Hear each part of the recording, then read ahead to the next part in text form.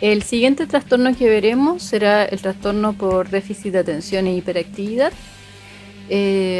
Quiero comenzar diciendo que este es un trastorno bastante criticado en la actualidad porque hay un gran sobrediagnóstico. También hay enmascaramiento de los diagnósticos por distintos factores. Por ejemplo, solo por nombrar uno, muchas veces se diagnostica déficit de atención e hiperactividad a niños o niñas que sufren abusos o que sufren violencia familiar. Y eso a nivel conductual es muy parecido a lo que presenta un trastorno por déficit de atención e hiperactividad, ¿ya? Y eso genera que no necesariamente las personas que están diagnosticadas efectivamente tengan el trastorno. Tiene una historia este trastorno en cuanto a cómo se ha ido conceptualizando a lo largo del tiempo.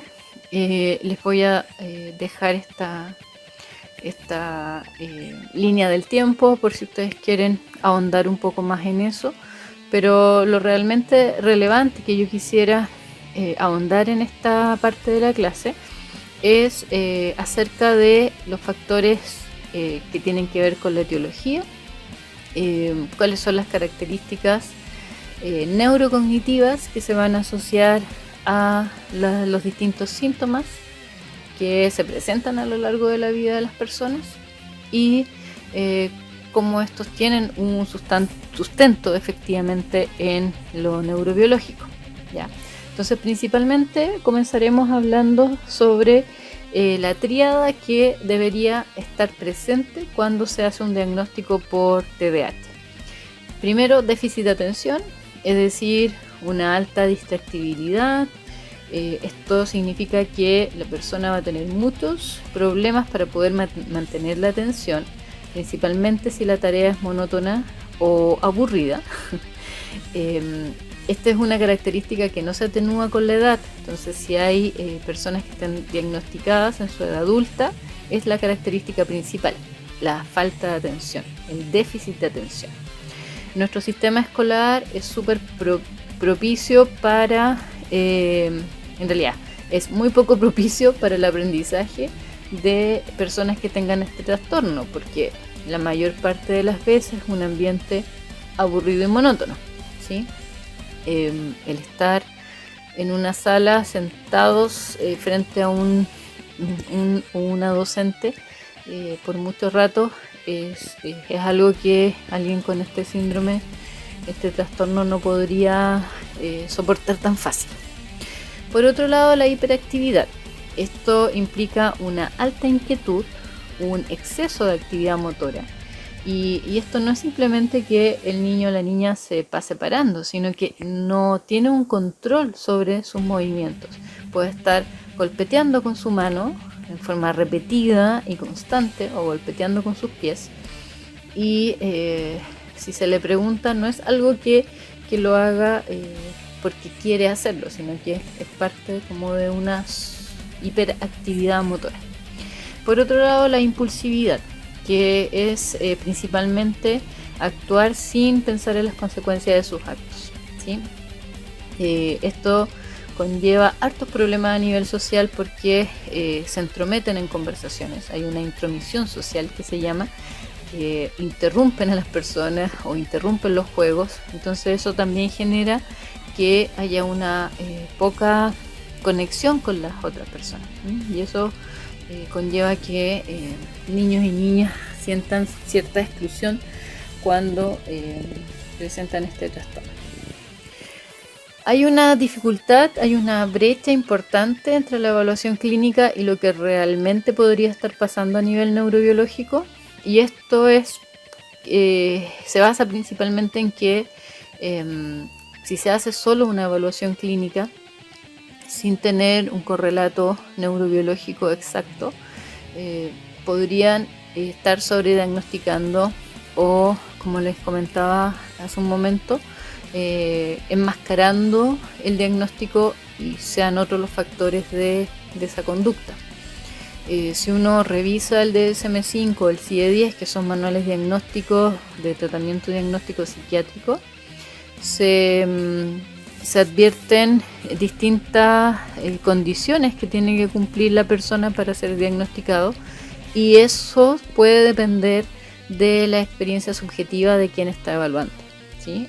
Muchas veces cuando se deriva a neurólogo, el neurólogo hace un par de pruebas cognitivas y eso sustenta el diagnóstico.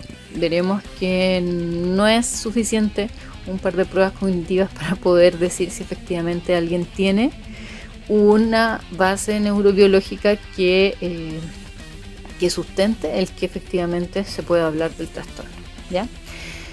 Al ser un trastorno bastante heterogéneo, no se puede predecir la conducta al tratamiento, y esto tiene que ver con el aprendizaje que tenga cada uno y cada una, la interacción con un medio determinado, y también el tema del diagnóstico, porque no puede un mismo fármaco, por ejemplo, si nos basamos en el tratamiento farmacológico, no va a tener el mismo efecto en las personas, siendo que en una puede ser un buen diagnóstico y en el otro no, ¿sí? Entonces son varios factores los que van a estar en juego que generan esta brecha entre la evaluación clínica y la realidad neurobiológica que está a la base. Bueno, entonces principalmente si hablamos de la etiología, hay un componente hereditario como en cualquier otro trastorno. También se lo ha asociado a una exposición prenatal o perinatal de tabaco, de alcohol, de tener un bajo peso al nacer, principalmente ligado al nacimiento prematuro. El estrés también es algo que se ha reportado como importante a la hora del diagnóstico, el estrés perinatal. Si nos centramos principalmente en la neurobiología del TDAH, vemos que hay distintos neurotransmisores y estructuras que van a estar involucrados en este trastorno. Y eso es importante para entender por qué la importancia de hacer un buen diagnóstico, porque debería ser evidente las distintas disfunciones que están involucradas en el trastorno, ¿ya? Y no solamente un correlato a nivel de observación, a nivel conductual. Entonces vemos que está la dopamina, la norepinefrina, la serotonina, la acetilcolina, opioides y glutamato como neurotransmisores involucrados, es decir, la mayoría de los neurotransmisores de nuestro cerebro. Por otro lado, funciones cognitivas, está la función ejecutiva, la memoria de trabajo, la regulación emocional, el procesamiento de recompensas. Ya, funciones ejecutivas ya hemos dicho que tienen que ver con la planificación, la resolución de problemas, la flexibilidad cognitiva, que son elementos importantes y todos muy relacionados con la corteza prefrontal. Entonces, si vamos analizando por parte cada uno de estos tanto neurotransmisores, sistemas de neurotransmisores, como funciones cognitivas asociadas, veremos que hay distintas estructuras, entonces, ¿cierto? Ligados a la memoria de trabajo, la toma de decisión y orientación de la atención, tendremos, por ejemplo, el córtex ventromedial, el córtex dorsolateral, el córtex parietal. Dentro de los sistemas de neurotransmisión que son importantes, el sistema noradrenérgico y dopaminérgico. Hay que decir que la dopamina, como ya lo hemos visto antes, tiene que ver principalmente con la respuesta motivacional, ¿sí? Con la reacción también del procesamiento de la recompensa, y eso está alterado en las personas que tienen este trastorno. Lo mismo que la planificación y el inicio de la respuesta motora. Está muy ligado al sistema dopaminérgico el cómo se inicia la respuesta motora para obtener cierta recompensa, y eso es algo que está desregulado en las personas con este trastorno. Por otro lado, el sistema noradrenérgico está muy ligado a la excitación, a cómo se modula la excitación y esta urgencia por ciertos estímulos, lo que generaría un poco ligado a la impulsividad. Esto con una poca regulación frontal genera conductas impulsivas. Otra de las redes importantes tiene que ver con la red por defecto cerebral. La red por defecto es una red que conlleva distintas estructuras, y estas estructuras ustedes las pueden ver acá en esta imagen. Está el córtex parietal, está parte del lóbulo temporal, el córtex prefrontal, el córtex cingulado anterior, etc. ¿Qué es la red por defecto? La red por defecto es un conjunto de estructuras, es decir, conjunto de muchas neuronas que van a estar sumamente activas cuando nosotros estamos divagando, ¿ya? Es esta sensación que yo creo que muchos y muchas de ustedes han tenido muchas veces, que es estar en un sillón, en su cama, en cualquier parte, y estar no resolviendo problemas ni poniendo atención a estímulos, sino que simplemente divagando. Ese estado divagatorio es lo que llamamos como estado por defecto cerebral. En ese momento nuestro cerebro consume muchísima energía, más que cuando estudiamos. Ojo con eso. Cuando nosotros estamos leyendo, por ejemplo, y de pronto tenemos que volver atrás en la lectura porque desatendimos, ¿ya? En ese momento la red por defecto se activa. La red por defecto se activa y la red atencional se desactiva. Y eso genera que cuando la red por defecto se activa, nosotros dejamos de prestar atención. Y como lo pueden prever, la red por defecto en las personas que tienen este trastorno estaría disfuncional, porque estaría mucho más activa que en el normal de las personas, ¿sí? Y eso evitaría entonces esta buena ejecución de la red atencional, porque sería más preponderante la red por defecto. Entonces, para resumir, hay distintas estructuras que van a estar asociadas con las funciones ejecutivas, la memoria de trabajo, la regulación emocional, el procesamiento de recompensas, etc.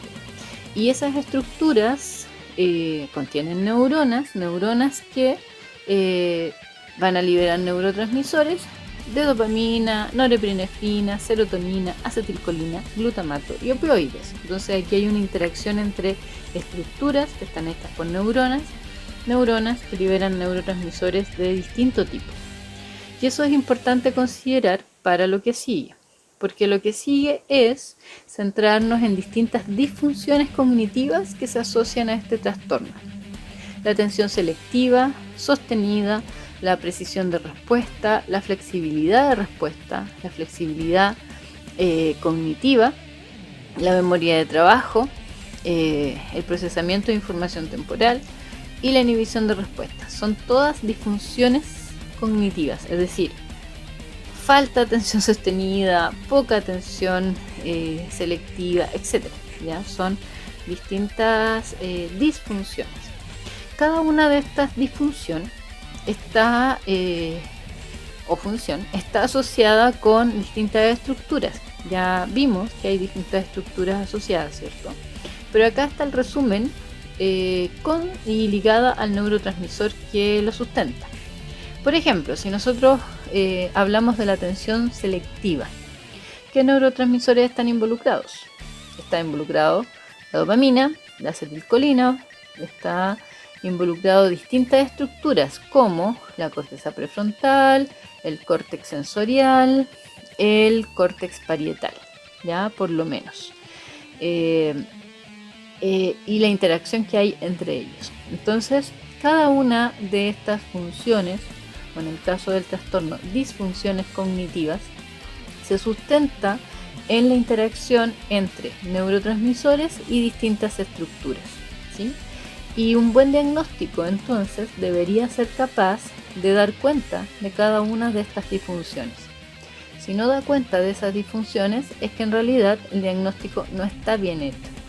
En la actualidad hay pruebas neurocognitivas que dan cuenta de cada una de estas funciones cognitivas, por lo tanto no hay excusas. La única excusa sería basarse solo en un diagnóstico clínico y no neuropsicológico.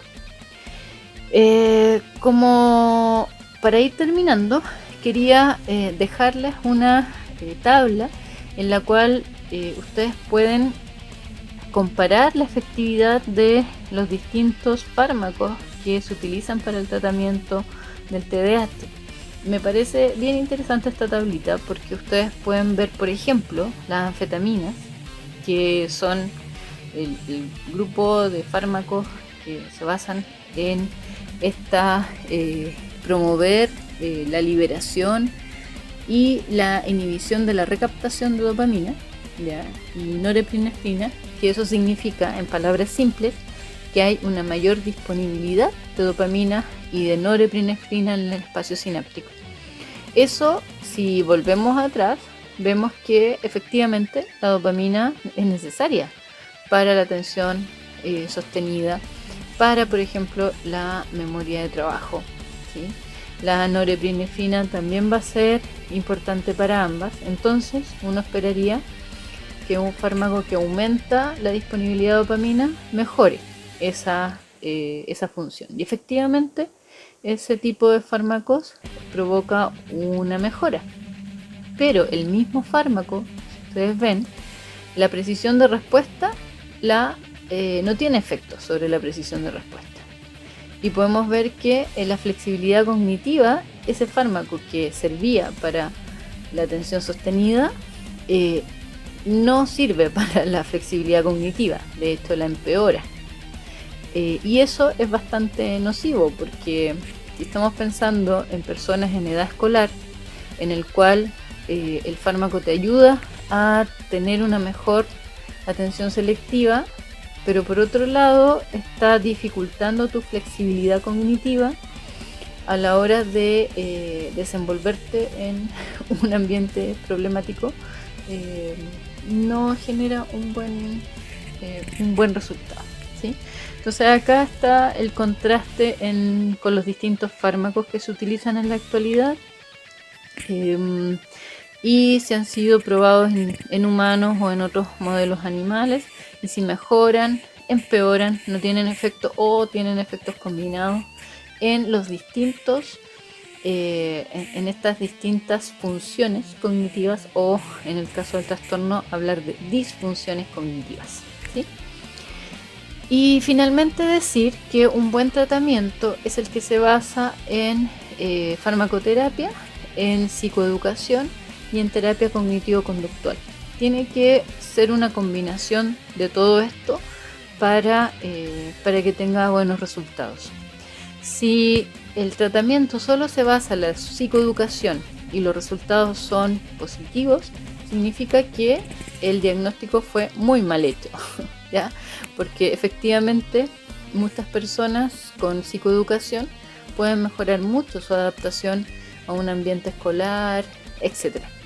Y eso implica entonces que ese diagnóstico estuvo muy mal hecho porque no había a la base una disfunción o desregulación a nivel neuroquímico, estructural, ¿sí?